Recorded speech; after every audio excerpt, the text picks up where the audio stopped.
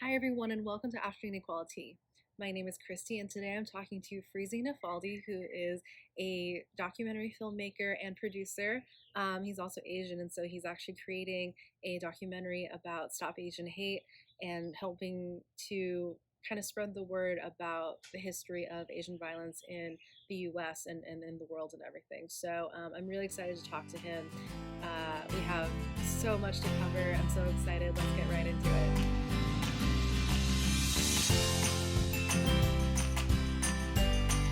Hi. Hello, hello. How's it going?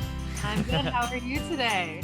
I'm doing pretty okay. Yeah. It's been quite a day. But in a good way for the most part. But yeah, how about you? How's your day going? It's been pretty good. Just like it's been pretty quiet. My roommate was actually baking. She's been testing out these different like tea loaf cake things. And so Very she, interesting. she got this like she her one of her favorite teas is this glazed lemon loaf tea from Tazo. Uh, Okay. so she actually put that tea into like a lemon cake. So it's like lemon on lemon on lemon.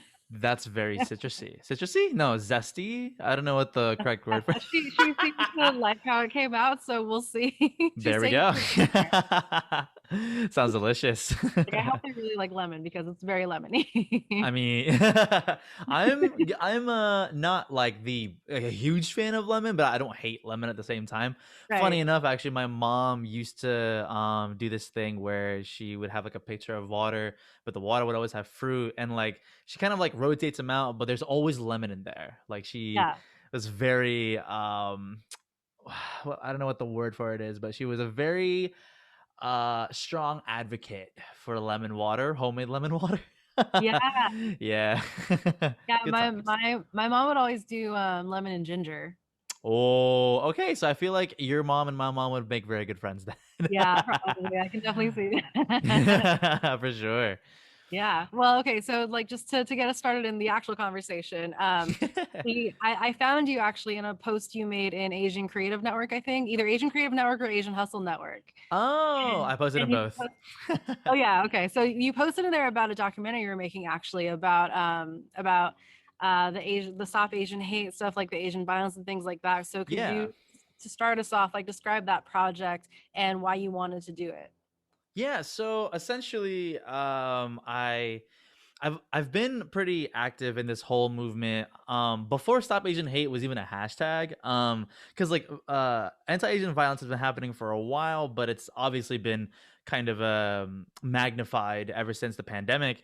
But the thing is, there was already a few movements happening, and I was part of one called "They Can't Burn Us All." I'm actually part of it still right now. Who started doing their own rallies and marches back in September. First, I think in New York, and then in San Francisco. And I attended the San Francisco one. It was led by an Asian rapper. His name is China Mac, and yeah, I first just was like another attendee, marching along. I was inspired by the Black Lives Matter protests and rallies that have been happening before that in the same summer. So when I heard of one going when I've when I got rewind when I heard about one happening for the Asian community, especially ever since the whole anti-Asian violence has been happening, I was like, I have to go. Right? It's like this one's like for my people, and I've never been to an event where it was a rally for my people. And when I went out there, there were so many Asians, and a big part of that rally was all about unity. But I mean, there were so many Asians there that for the first time, I actually felt proud because I've never seen the Asian community show out to protest like on behalf of our own people before, and it felt like there was a sense of pride and strength, and so many things, and you know, I don't know, I was just like inspired by that, but the at first the only effort that I took part of was just your typical social media posts and self education and stuff. But when Stop Asian Hate resurfaced in mainstream media, now I finally saw the reactions from people who weren't in tune with everything that was going on, and there was so much. I don't know if misinformation is the right word, but I think a lot of people were misguided with everything going on and how our people are feeling. And that's when I realized, okay, I have to do something, right? We all have a part in this fight, but what can I do? Because I used to never really call myself or consider myself an activist, but I'm just someone who cares, right? But I knew that my talents lied in production, in video production, in videography, photography, storytelling, right? So then I realized, why don't I just make my own video kind of covering the events that have transpired for the past few weeks or just several years, actually, to kind of give a broad context as to why we have a reason to feel this way, because it's not just elderly Asian women and men being tossed in the street and being beat up and being robbed. Our history in America has also been robbed from us. What do you know from American history about Asians, aside from us being thrown into internment camps because of World War II, because they thought we were all Japanese and against us in the fight, and also we helped build the transcontinental railroads when we were traveling west. But even with that, no one really talked about how mistreated the workers were, how the Chinese workers were not only underpaid, but they were also executed just for no reason. And there's just and then those are just let me hop off my soapbox, but those are just like a few things that I wanted to cover in this documentary. And it's only going to be like 10 to 15 minutes long, because I know we all have a really short attention span. And that's essentially where I got the idea to just dive into this whole thing. So Yeah. Well, you're absolutely right. I mean, like you mentioned the internment camps, you mentioned the railroad systems and just like all the yeah. things that kind of happened around that. And those are things that I know, but they weren't things that I don't know them because I learned them in school. Like I know them because of other research that I've done outside of school. Like I know them Mm, because of like I mean, I think I mentioned this to you because there was a I mean, like even just going to the internment camps was just something that I feel like that some people talk about, but not a lot of people talk about. The reason we talked about it in school is because there was actually one not too far from my high school, oh, and there was actually someone like I was in high school with this guy and his brother whose grandparents were actually interned there. whoa, And that's so like crazy. and I don't know if we would have covered it if they weren't actually like a part of our community, Right, right. because it's like again like it's not like I feel like it's not as big a part of American history as it should be. Like we know Pearl Harbor, but like when we talk about Pearl Harbor, it's how like the Japanese wronged us, and then Right. and then But that and then still villainizes Asians anyway in history class. Can you imagine exactly if we were like covering? Sorry to interrupt you, but no. can you imagine if we were covering that in history class? Like we were like in fifth grade when we talked about that, but then like we're the only two Asians, and then it was in the middle of Corona, and everyone and like a bunch of people think that like, oh, like it's your fault kind of thing. And I grew up in the South, the deep South, South Carolina. Oh Like wow. so I just realized that I can't even imagine for Asian kids that are in school right now talking about that stuff. Shit. Oh man. Sorry. Anyway, you were saying.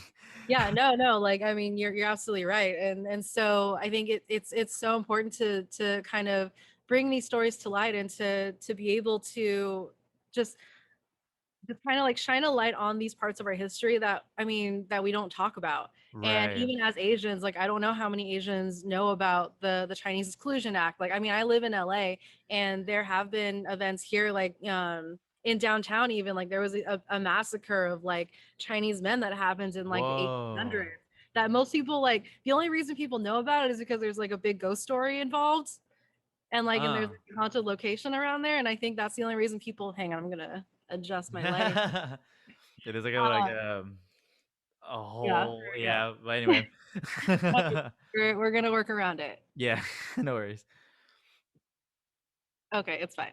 Yeah. But anyways, I feel like it's not something that is normally talked about in LA history unless you're actually talking about like the ghost story in that area. Huh.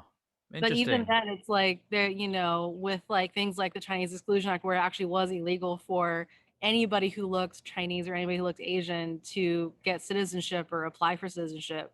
Like that went on for about 60 years. Wow. I actually had no idea. I'm not gonna lie. Oh And shit. and again, like these are things that aren't really talked about that don't really that I only know because I've looked into it separately. Right, right. And it's funny that we have to go out of our like not out of our own separate way, but we have to go out of our way just to learn about these things. Really about a lot of racial history. Yeah. Because like all I know is that okay, slavery, right? And then the civil rights movement. And then Martin Luther King's like, no, Abraham Lincoln came along, free the slaves, but they were still segregation. So then Martin Luther King came along, saved the day, and then he was shot, but racism is cured. Like, it's not like no one like ever mentioned like the nuances of like everything going on, and like and why what's it called, what's the word, I don't want to say systemic oppression, but like um No, uh, like it is like it's systemic, it's institutionalized. right. And there's another term that I was gonna throw out, but let's just go with that. Yeah, like the whole system is fucked essentially. Like systemic racism is still very much intact, and you can see that with like redlining. You can see that with the lack of resources that most black neighborhoods aren't able to attain, and also the over policing that happens in those neighborhoods as well. It's like a lot of people, not just, and I'm not just calling out like white people either. Like there's a lot of people that just don't understand that generational wealth is a key factor in people being less marginalized, and that could be the reason why Asians aren't seen as marginalized as other minority groups, because a lot of us came from what's it called, outside countries and brought along our wealth with us, but not everyone gets to have that same cake, right? Because when we talk about black people in America, they were literally shipped here, stripped of their culture, stripped of their history, stripped of their family, and once they were freed, they were never given any resources or what's it called, like a guide to help them actually get an education, to help them have resources to make a livable wage or anything of the sort. It's like when England, the British, finally let go of like Pakistan and India, right? Like they just kind of like drew the border and was like, okay, here you go. We're not gonna help you out with jack shit. Have fun. And that's like kind of what they're feeling right now. And I kind of forgot how we got to this rabbit hole. Oh, we have to go out of our own way to learn these things. That was the point. The point being, we're not taught these things because, well, and I don't want to be the one person that's like, oh, like white supremacy. Like, yes, white supremacy is a problem, but that's not the only problem. It's just the fact that our history's been erased and no one's bothered enough to teach it. And I'm not gonna blame the teachers either, because if it wasn't part of the curriculum they were given, then they're just trying to do their jobs. But Right. Secretary of Education, I'm not really sure who it is right now. Just thank fucking God Betsy DeVos is finally gone. But I'm hoping that finally we'll have our history and really a lot of the minority population in America's history taught in schools. And quick shout out to my friend Will Lexham. He is the founder and president of Asians in America Incorporated, the nonprofit that seeks to fight for inclusion of Asian American history in classes. So fighting the good fight. Yeah. Yeah, no, that's great. I mean, and to that point, you're absolutely right. Like it's like it's an interesting conversation, and you mentioned it earlier, like of just like the nuances involved in Mm-hmm. all of this kind of talk, because like I feel like a lot of, especially when we talk protesting and activism, like a lot of it ends up being like just shouting and chanting and things like that, but then Right. you kind of lose the nuances in those conversations, because especially, I mean, like let's just talk about education. It's never so much like there's a point of like acknowledging this history, and then and the erasure comes from, and hang on, what's the point I'm trying to make? You're good. Like it's uh like, yes, we want the history acknowledged, we want to make sure it's not getting erased, but it's also, I think, like there's also, we have to understand like it's impossible for everyone to know everything. Right. And the thing is, like, it's just we need to really broaden the aspect of like of history, like what history we teach, what history we know, and how we share those pieces of history. Yeah. Yeah. It's very And important. because, like, I mean, again, like it's I'm going with this idea of like history is always written by the winners. Yes. History is written by the victors. Yes. And so then, like, we what we know is basically like who controls what we know is like Right. it's a very like scary existential like principle Yeah. that I'm kind of like wrestling with in my head right now. I mean, it's very true.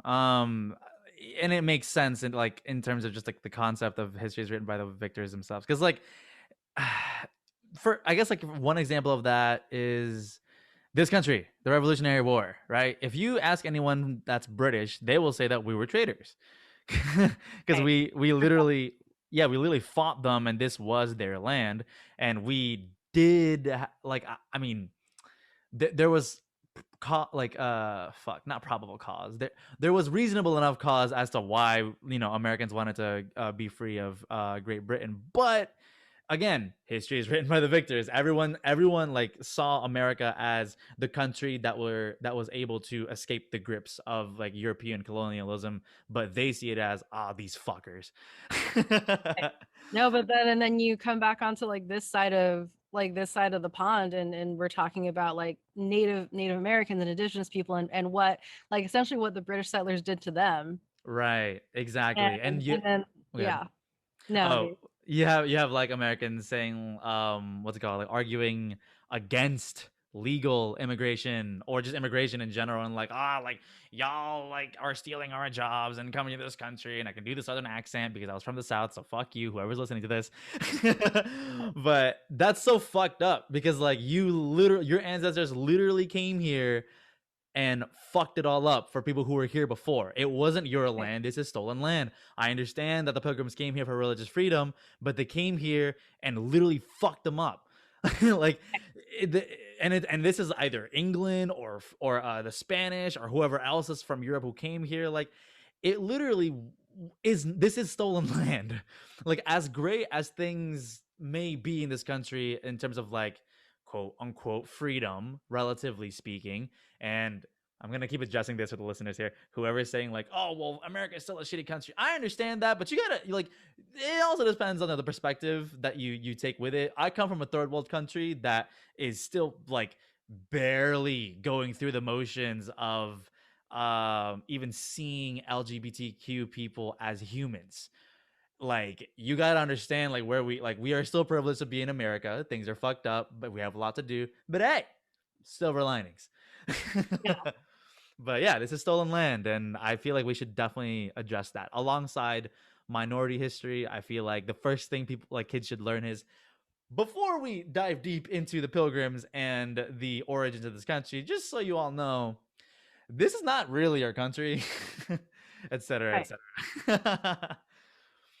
Yeah, no, exactly. But so let's take it back to your documentary and the work you're Mm. doing for that. What sort of stories did you compile for that, and what are you hoping people take away from these stories that you're sharing in the documentary?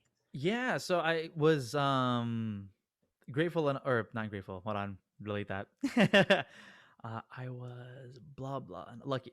So, I was lucky enough to interview a lot of awesome people, a lot of which were actually just within my immediate network, and just blessed to be around so many talented Asian Americans that are doing so many good things with their community. But I interviewed a former cop from NYPD who is Asian. I interviewed Jerry Wan, who hosts the Dear Asian Americans podcast, who actually is collaborating with McDonald's this month for Asian Pacific American Heritage Month. It's awesome. Oh my God. I was able to interview man, so many people and with so many different stories. Like man, I'm so I don't have a list of all of them, but a lot of different people. But the stories that I got from them were very interesting, and I think the biggest thing that I got out of even producing this documentary is learning as I'm going. Because I did my own research, but as I'm doing my own research, I'm learning things, and as I'm interviewing these people, I'm learning a lot of things and a lot of different perspectives, especially when it comes to Asian American women because in my research I realized that not only are we the target recently for hate crimes, but over 60% of which are actually Asian women, not just Asian men. And so I interviewed one of my friends who is a public speaker and also therapist. Um, she kind of just gave me a very eye-opening perspective of what it's like to be an Asian woman in America and being fetishized and being seen as an object. And there's so many things that I didn't even consider, right? But it kind of breaks my heart because like my girlfriend is Asian. I have like I'm thinking about my mom, my sister, and just seeing how they're portrayed just in this society. And yeah, I think that was like the biggest impact that I had from these interviews. But um, what again? Sorry. What do you hope people take away from it? Oh, I guess what people or what I hope people take away from it is I mean, I'm not really wanting Asian people to watch this. I mean, if they do, that's fine. But I'm really targeting people who aren't Asian, or just people in general who don't understand why we feel the way we feel. So this is targeted to literally any other race, pretty much, or any other person, really. And what I hope that they take away is a greater sense of perspective as to why our community is feeling fuck. What I'm hoping that they take away from this is a greater sense of perspective and empathy as to why our people are feeling the way that we are, given everything that's going on. Because we're not. I hate this whole notion of us being the model minority, of us being white adjacent. Fuck all that, man. It's like calling Asians white adjacent. I don't know how you feel, sorry, but Oh like no, I'm calling, like, yeah, I yeah, agree with you there. because calling Asians white adjacent are it's just perpetuating the model minority myth again, because we're not all of us are cut from the same cloth. Not all of us were able to be gifted enough to like take international money and just start a new life here already rich. That's not the case for all Asians here, and we have to like For address most that. Asians, actually. Right, 40 something percent or something. My friend gave me the statistic the other day, and yeah, and I don't want that to be the thing. So I guess if Asians do watch this, or watch the documentary, I do hope that they take that out of it as well, because it's about time that Asians speak up a lot, on behalf of our people. Because I don't know about you, but when I was growing up, my mom always taught me to keep your head down when someone's talking to you. Don't talk back when it's like a teacher or like just an adult, and just to not speak up at all, really, because you don't want to cause a problem. Yeah, Even if like it's not your fault, you still shouldn't speak up just because you don't want to be seen you don't as want to the rock the enemy. boat. Right, exactly. And I think it's high time that we stop that, because we're being scapegoated for so many things and it's not fair. And if we're just going to take the pacifist route, then how are we ever going to be seen as equal in this country, you know?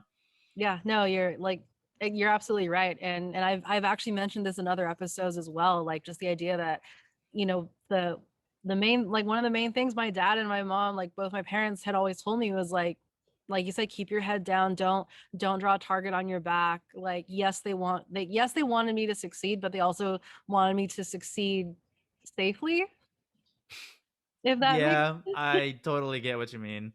Yeah. because like the more successful you are, the larger target you have on your back. I remember my dad telling me that before. So it was like, yes, he wanted me to exceed expectations and everything like that, but he didn't necessarily want me to be like the top of the top, Hmm. because he was always afraid that then people would come at me because of that.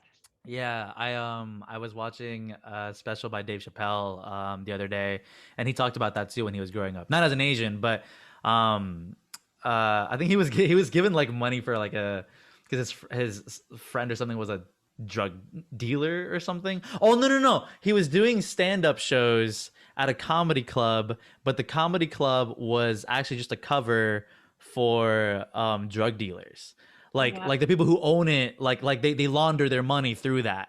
So but he was doing so well with the comedy that they were making money not just from the drugs but from him being on stage, and they gave him a cut of the money, and it was like more money than he'd ever seen. So when he was going back to Brooklyn, we'll go back home to Brooklyn, he felt like he had a target on his back because he that was the first time in his life that he's ever had something that someone else wanted, which was a lot of money. So I can totally understand where your parents are coming from with that. My mom used to my mom actually used to tell me another thing about just not being not having attention drawn to you. So I guess like your parents told you about money as a target on your back, but I come from a family who is Muslim. So when I first came here, my parents told me, "Hey, don't mention your religion ever like in school." And I never knew why, but and I did it anyway. But then in middle school, it came to bite me in the ass, because then a bunch of my friends started, well, not a bunch of my friends, but a few people started calling me like a terrorist because like I'm Muslim and I'm gonna blow up the school or whatever. And I'm sure they were joking, but like I broke down. I thought it was funny, I guess, in the moment, or maybe I didn't think it was funny, but I just laughed along and pretended it was funny. But a, a little bit of time, a little bit of time, delete that. Later on during that same school year, I broke down because a teacher actually mentioned how we should, like, it was like a whole speech about not being racist, not being prejudiced, and not calling out like Muslims for like being terrorists. And I never told him about that, I don't think, but I like broke down when he said that because it like I think I finally processed how that felt in my mind, and I literally like cried in class. And I think that was like the one of the first instances in my immediate memory where I've ever been like othered as an Asian. So I don't know if you've ever had that experience as well, but I mean, not because of something like religion. I think like to your when you mentioned like you weren't you laughed along because you weren't sure if it was like it was funny or not. Like I think it was mhm. like even though if they were saying it jokingly, like because that was something that I did experience, like the microaggressions. Right, Like right. people say things jokingly, but it's always kind of like I mean, jokes are funny because they're laced in truth, right? And so like it's that idea that like yes, like this is coming off as you trying to be funny, but it also you have to like as the person like kind of at the butt of the joke, like you kind of have to think to yourself like, but is that something you really think? Right. Yeah, and it's a very like slippery slope to kind of try and navigate through because you don't really know. You never Yeah. really know. And you never like, I mean, just being a young person, you never want to be the one to be like, hey, like, are you Mm. actually trying to be mean? Yeah. Like Eh, not even as like an Asian person who's conditioned to not be confrontational or not, not cause problems. Like just as a kid, like you don't want to cause problems. yeah, because and well, both. As a kid, I didn't want to cause problems, but especially as an Asian kid, I'm like, okay, okay, I'm already like out of place here. Let me not cause any like extra harm. But yeah, and I guess like that's another note to assimilation and like that sort of issue. Um, which I know I feel like the general consensus of our community is okay. We've assimilated long enough. Now it's time for us to break these chains, which I agree with, but I also don't want to like throw people under the bus for wanting to do that if that's what their parents taught them, you know? Because when immigrant parents first came here and I was an immigrant myself, like all you wanted to do was assimilate. You knew that you didn't belong. Like it already felt like it. Like we all had broken English. We don't know what winter is. We've never seen snow. We don't know what the fuck Christmas is. Like there's so many things. Like summer break. My summer break in Indonesia was 2.5 weeks. You get 3 months in America, and that blew my fucking mind.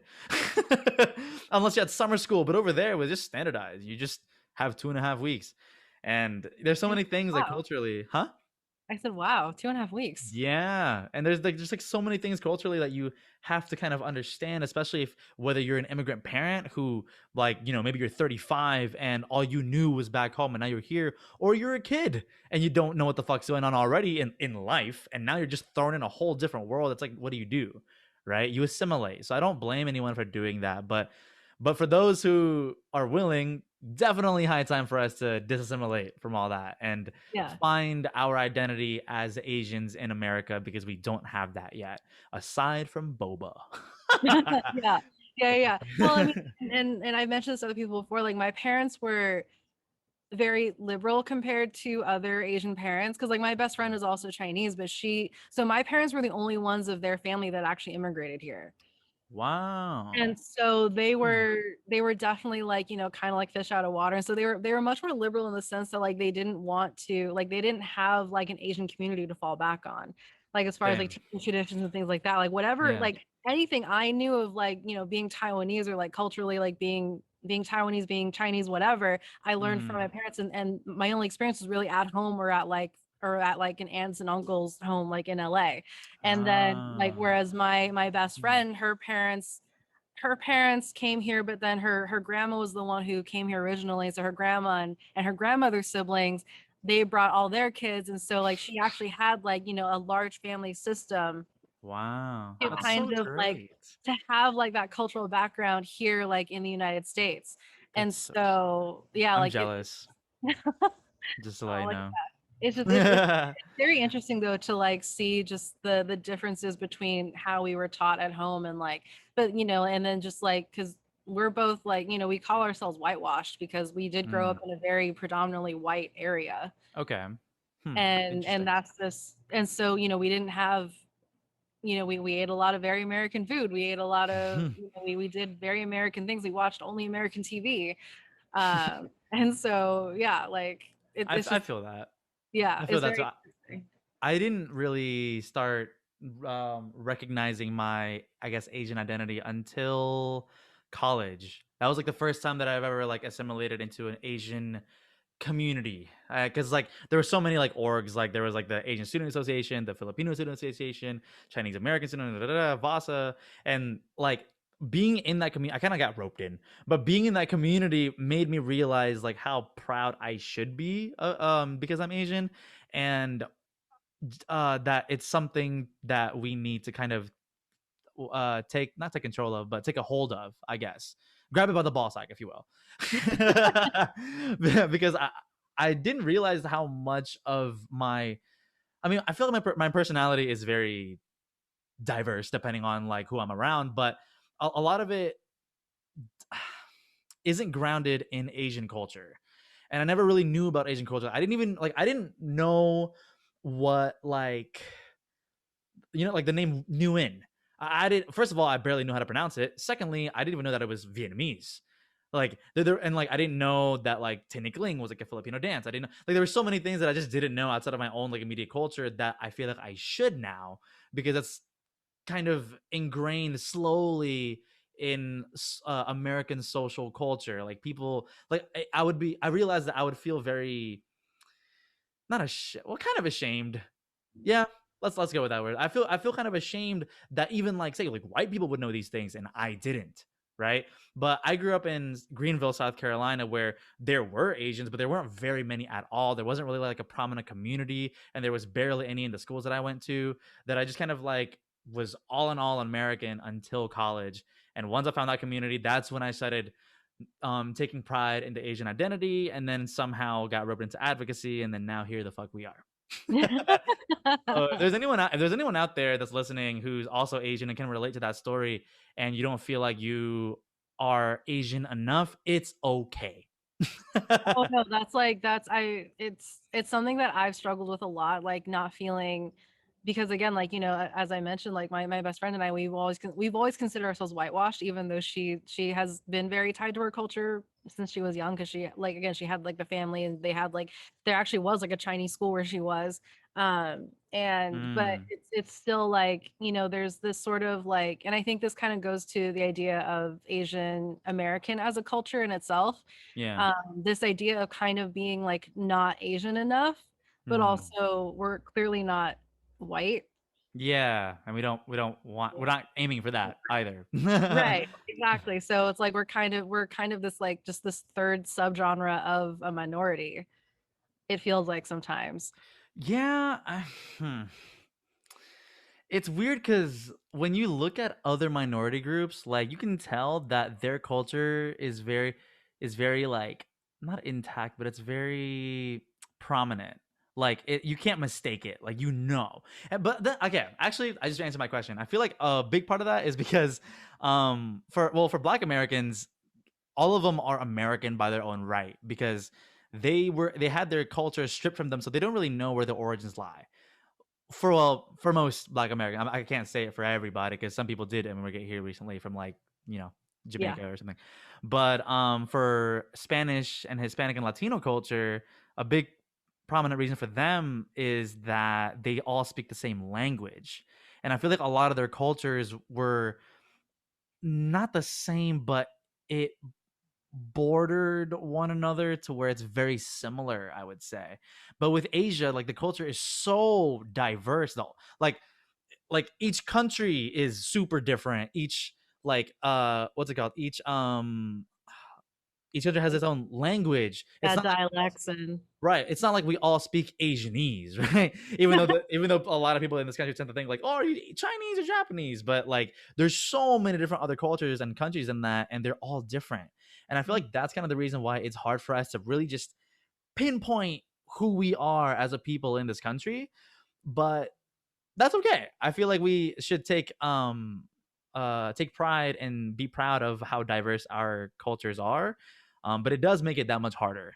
And it kind of, I don't want to say that we're like a third subculture as if like we're not up there with everybody else, but I do understand what you mean though, because our, I guess, like social culture isn't as established quite yet. That's the fucking word I've been looking for. Yeah, we finally got there. Yeah, but the cool thing about being, I guess, there is that our generation will be known as the people who kind of establish that going forward, right? Because we never really had that before, and right now it's being defined with boba, it's being defined with YouTubers, it's being defined by comedy, and now slowly we're getting like the limelight in Hollywood as well. So I think in time we'll get there, but we'll take it in stride as we should. Yeah. Well, so I have a quick question because you Mm. mentioned that you mentioned that you lived in South Carolina and then but you also because you immigrated from Indonesia and then you also but now you're in California. So I'm curious like has the experiences have your experiences how have they differed in all those different places? And like and how do you kind of use that towards your work now? Oh, that's a great question. Yeah, there's a lot of I'm trying to like think back of like certain points, but I think that's the biggest influence or the biggest impact. Fuck. I feel like having lived in so many different places is the biggest has the biggest impact on me as a person, but also as a creative, but more so as a person because I I don't know if you're familiar with the YouTube channel Jubilee, but their like main I guess like slogan or campaign line or whatever is embrace empathy. And I take that with me every day because I firmly believe that mm, maybe not a majority, but a lot of the problems that we have in this country and in the world can be fixed starting with having empathy with one another. And empathy doesn't mean that you have to agree with everyone around you, right? Because that's very unhuman. We and un-American, I guess. Like we are trained to have our own opinions, but just because you believe something doesn't mean you can't like begin to understand why someone believes something else, or at least you can or at least you can get a sense of understanding of where they come from. And that sense of understanding is key to just getting to know someone or just understanding someone or just fixing these problems and seeing eye to eye, because I understand that politics are very it's very not just trivial, it's very polarizing, right, just as a topic. But if you can understand where someone's coming from, it can make these difficult conversations a lot easier. And that's why it's had like living in these places has a huge impact, because people in like in the South think way differently than California. People in America as a whole, no matter which side of the state or which side of the country you're on, think way differently than people back home in Indonesia.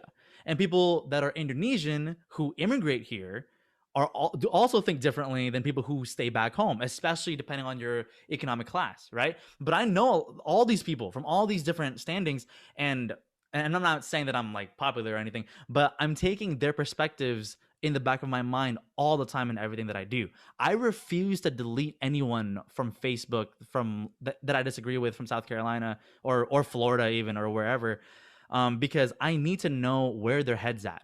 Like, what articles are you sharing? What sources are they? What are you posting? Like, why do you feel the need to post that? When they comment on something, how are they going about those conversations? And like, just seeing these things opens my mind a bit, because if you just kind of close your circle, or whether it be social media or your friends, to only the people you agree with, you will never ever learn. Like, or well, maybe you will, but you'll never open your perspectives to like opposing views, and you won't learn to empathize that way. You won't have a greater sense of emotional understanding or emotional empathy. Like, this is so important. And for the love of God, travel the world. Like, it's so interesting to see how people live, like not just what their opinions are or how they speak, but like how they behave in their day-to-day life, what their beliefs are, and what their core values are. And I'm not talking like religion or politics, I'm just talking as a person, what do you value? Because this whole East versus West thing, right, in terms of like philosophy, um the East tends to think collectively, right? That's why in Asian culture, it a big a big prominent feature is, when you grow older, what can you provide to the greater good? What is your role in the family? What is your role to society, right? Whereas in the West, it's like it's all about me, whatever the fuck I want to be, and I have something to say, and you're gonna fucking listen to it. It's a little bit like narcissistic, and I know that I'm over exaggerating it, but that is what the West perspective is. It's like live your chase your dreams, live your life the way you want to. And I feel like there's a middle gray area where like we all should be. You should chase after your dreams. You only have one life and you know yourself best. But when you're chasing that dream, think of how that, whatever, whether it's a job or whatever, like how that could fit into the greater good. And to kind of like make this full circle, that's why I made the documentary. My dream is to be a filmmaker. My dream is to like have my voice be heard because I have a lot of shit to say. But with these with these videos and with these productions, I know that I can use that for a greater good to advance the dialogue of our people. So, point being, the point being, living in a lot of places enables us to really open up our mind to newer perspectives. And I feel like we should even, I'm not saying that you should pack your bags and move to Taiwan. I'm not saying that, but you should pack your bags at one point and just travel somewhere for like a week and just see how people behave, like what their day-to-day life is, like what kind of food do they eat, how do they cook, like what do they use, what like it's just so eye-opening. And I think it's really important for us, whether you're Asian or fucking not, just go somewhere. I love that. I love that. No, like I completely agree with you. And I've actually, I mean, I had a thought a couple weeks ago because someone, this is gonna sound really silly. Someone asked me like what the most attractive thing about a guy, like when I like if and when I start dating again. And honestly, like Mm, one of the things that will get me like that will give you like super like a ton of brownie points is if you speak a foreign language. And I thought about it. It's not just because I think it's cool that you can speak other languages. Like to me, being able to speak another language means that you are already like predisposed to thinking in a different way. that's a very good point. That is a very good point. Because like in language, it's because I speak four languages, and so Whew. but in all of those, Flex. like I know, right? But like in English versus even like English versus French, like there's a whole different way to think about how you speak, how you put words together, how you put ideas together. And then it's a completely different perspective. And then going into like Asian languages, like just between like Chinese and Taiwanese, there's different ways to translate things, to express yourself, to I see. express your emotions and things like that. And so like Yeah. for me, like being able to speak a language, because like now I'm having conversations like this where I am talking about very heavy things, very different ways to experience the world, like that, Mhm. like in just speaking different languages, like you're automatically predisposed to experiencing things in a different way. Yes, I actually, yes, I love that point a lot because you express things differently in different languages. Hmm. I've actually been recently watching. I totally recommend this, by the way. It's a Netflix show. It's called Money Heist. Okay. Holy shit! It's about a group of people who rob like the National Bank of Spain. It's fucking awesome. But the whole thing is in Spanish. I mean, I read it with like subtitles on, but like I'm reading the subtitles and also being an active listener. I'm learning how they express things in their language, and it's much different than in English, and it's also much different than in like Indonesian, because well, it's hard to explain the nuance of languages, but like learning how different people express different things also opens the doors to how people of that culture just tend to express themselves in general, right? Not only do they use different words, but the meth- methodology. I was supposed to say mythology. Greek mythology. The methodology behind how they express their feelings and their concerns, and just going about like difficult situations like this, really opens the door as to how their mind works in that culture. Right? I feel like with English, you could go a number of ways. You could be just very harsh or just very subtle and respectful, but in other languages, it's different. And yeah, it's just really important to just touch on the like just not touch on these subjects. It is I can tell it is definitely the end of the day of Friday. I'm losing all my fucking words. My God. But it's definitely important to be exposed to these things. I don't think we're trying to say for you to No, like, you don't learn. have to pick up a new language. I'm not saying that, Right. but it's just this idea of like, like you said, being exposed to these different perspectives, being exposed to these different ways of thinking and and like to me a bit, like something that's been coming up a lot is this idea of really redefining or like throwing out what is good and what is bad or what is right and what is wrong. Because right and Mm-hmm. wrong and good and bad are subjective at the end of the Very. day. Like there's no real, I mean, like except for things like killing one another, like that's obviously not good. Right, right, right. And But like yeah. for most issues, like the idea of good and bad and the idea of right and wrong is very subjective. Yeah, yeah. I think complexity and nuance is also another thing that people need to learn as well. Yeah. Not saying that no one knows about it, but like it's not taught. I wish I was taught this shit in school, Yes. instead of having to like fend for myself and like figure out that like, oh, you know what, blanket statements are not a good thing. Like right or wrong, very subjective because it depends on what your values are. Like Mhm. there's certain things that are absolute truths, like if you fucking kill somebody, kind of Yeah. thing. For unless I mean, I guess that's subjective if like you're in a war and stuff like that, or if you're being attacked. But like, But even then, like, who like who's to it say you have to? exactly like in wartime, who is the good guy, who's the bad guy? Like it depends on what side of Yeah, the line you're on. exactly, And exactly. who's dropping bombs. Like And we could, ooh, we could that I could I definitely know, like go. that's a whole other can of worms. Like Oh my goodness, but fuck. Oh my god, I don't know what your opinions are, but like, fuck Andrew Yang for that. I don't know if I you heard about that. Like, I've seen a couple things, but I haven't like gotten really deep into it. well, he kind of this is the second time he's fucked up in my book. The first time was his op-ed in the Washington Post, which I subscribed to, so I definitely read that shit. And I was like, yeah, that wasn't it, Andrew. Try again.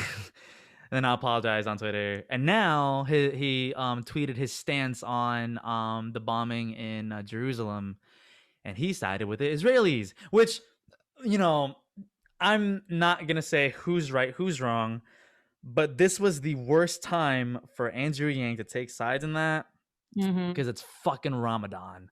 It's Yeah. actually Eid, by the way. Oh, Eid Mubarak for all the Muslim homies, you know.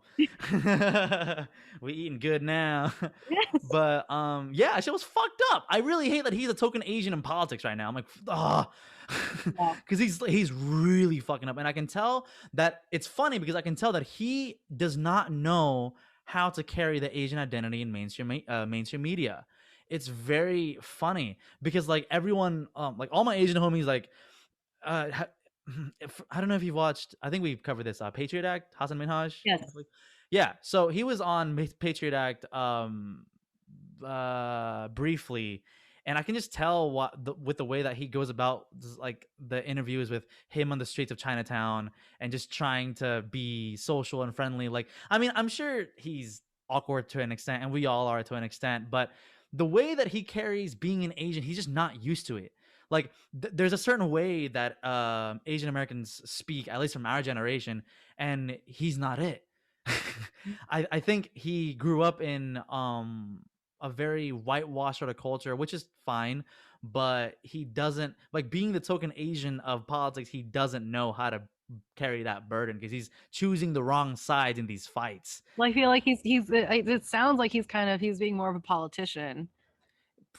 Probably maybe, Like but even like the left wouldn't. Well, I from what I've seen, a majority of the left would not side with the Israelis in this conflict right. because, like, I mean, Trump was the one what's it called signify or fuck Trump was the one that basically put the pen to paper that Israel is a country and that's who owns who takes Jerusalem essentially, even though Hmm. the Palestinians were there and the Israelis like just settled there.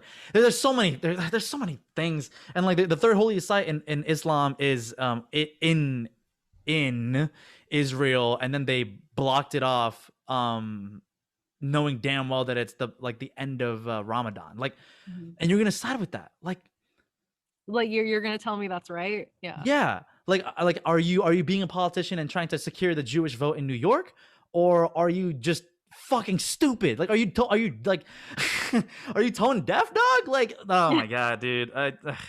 But yeah, that was my point about Andrew Yang. I hope he figures his shit out. My fucking god, dude. Yeah. Well, I mean, and I think to your point, like he is. I mean, like you said, he's the token Asian in politics, and so I think that also kind of goes into the conversation about representation, and that's a whole other rabbit hole that we don't have to get into All today. good. But I mean, that was the point I was trying to make. Like, how he is kind of trying to represent all Asians right now, and that's like not necessarily Yeah. fair. Yeah, and maybe I'm being a little unfair. Maybe I'm a little bit being a little bit harsh. I don't think he's doing.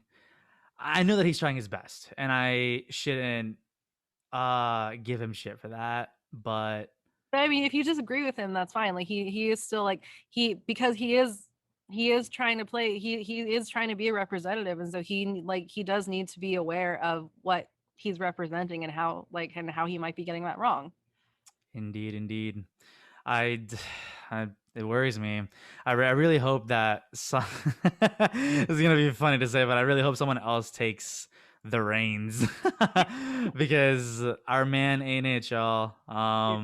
At least not right now, but it's okay though. I guess like also goes to the point of us still trying to find our identity in this country, because Yes. we don't have enough like icons to kind of push forth our identity in this country. And I know they're all trying their best, but these are uncharted territories. So Yep. maybe I'll cut him a little bit of slack. I don't know. Still kind of fucked up. They're killing innocent kids. Oh god. Like no, But, you're absolutely right. Like I totally agree with you on that. Okay, so just to kind of wrap this up, how do mhm. people find you, your project, your documentary? Yeah. Sorry, I thought you were saying. So you can find me. My main platform is Instagram and Facebook TV. So Instagram, you can find me at phreezy.tv. That's PHREEZY.tv. And then on Facebook, same thing, Phreezy space TV. That on those two platforms, I would recommend Facebook for the best quality, but those will be where I will be posting my documentary. I'm not pitching it to networks or channels or anything because I want this to be as free as possible. I don't want there to be a paywall through any other, like Netflix for some reason or Hulu or whatever. So, whether you have a Facebook or Instagram or not, you can still watch it on there. Um, Let me think if I have any. Oh, the documentary will be slated to come out sometime this month, hopefully within the next 2 weeks. Reason being, I just got really busy, and I'm still kind of shooting a little bit more footage for it, but I do want it to be released before the end of Asian Pacific American Heritage Month. So definitely stay tuned for that. And I think that's about it. Yeah, just be feel free to follow me and just send me any messages if you'd like. And Yeah. oh, also follow They Can't Burn Us All. That's TCBUA on Instagram. We and join our Discord, which is linked in the website in the Instagram. Our Discord is actually where we facilitate our community activities. So we have like guest speakers come in, like we had Timmy DeLaGhetto or Tim Shantarangsu coming in. We have Jeremy Lin coming out right up sometime in the next few weeks. We host movie nights, game nights. We have what's it called, discussion topics every day to talk about everything that's going on. We plan and support Stop Asian Hate rallies. So if that's what you're about, feel free to join our Discord. That's discord.gg/they can't burn us all. And yeah, I think that's all I have to plug so far. Awesome. Thank you so much. Well, thank you again for coming and speaking with me today. We'll definitely, I'll get all those links and everything from you, and then I can put them in the captions and the show notes and everything. So, Awesome. Sounds good. Thank you so much for having me on, Christy. I thanks. really, really appreciate that. All right. Have a great weekend and a great rest of your Friday. You too. Thank you so much. Thank you again to Phreezy for coming by and speaking with me. I know we covered a lot, but it was just super exciting, and I'm really excited for his documentary to come out. So I will definitely be sharing his websites and his socials and the documentary links when those come up. So definitely keep an eye out, and I can't wait to watch it with all of you. Thank you again so much for another great week, another great conversation, and I can't wait to sit with you again next week.